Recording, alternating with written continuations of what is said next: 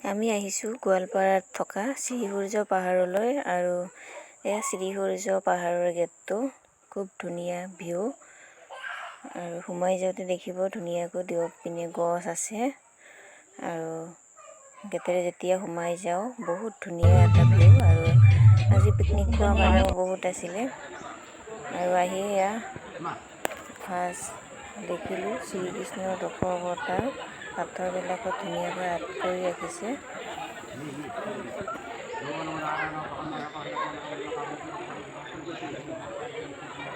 এইটো বিষ্ণু পাথৰটোত আৰু এইবিলাক শিল কাটি পিনে ধুনীয়াকৈ শিৱলিংগ বনাই ৰাখিছে।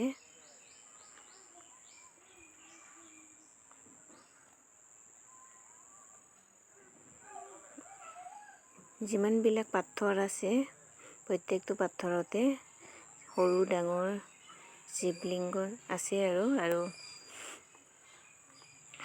এই শিৱলিংগবিলাক প্ৰায় 2000 বছৰ পুৰণি হয় আৰু এই শিৱলিংগ গোটেই পাহাৰখন মিলি পিনে সৰু ডাঙৰ গোটেই শিৱলিংগ মিলি ইয়াত শিৱলিংগ আছে 99,999টা থকা বুলি শুনিছোঁ।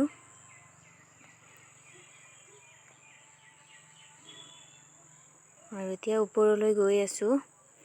ওপৰত আকাশী গংগা আছে, আকাশী গংগা দেখুৱাবলৈ গৈ আছোঁ।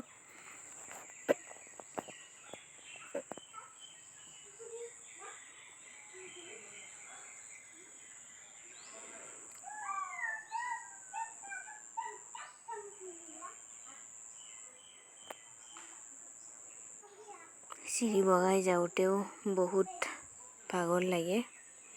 এয়া ওপৰৰ পৰা অকণমান ভিউটো দেখুৱাই দিছোঁ, পাহাৰ আৰু পাহাৰ চাৰিওপিনে। আৰু এয়া ওপৰলৈ গৈ পালোঁ। এনেকুৱা শিলৰ ফাকেৰে গুহাৰ ভিতৰত শিলৰ ফাকেৰে যাব লাগে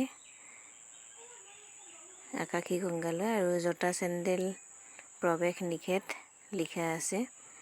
আৰু এয়া গ'লোঁ শিলৰ ভিতৰেৰে।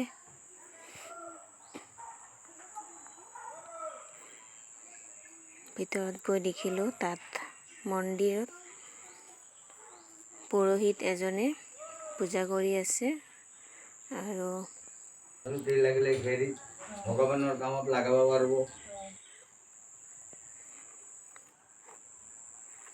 আহি গ'লোঁ আকাশী গংগাৰ পৰা। আকাশী গংগাৰ পানী অলপ খালোঁ আৰু সেই পানীটো খালে বোলে বেমাৰ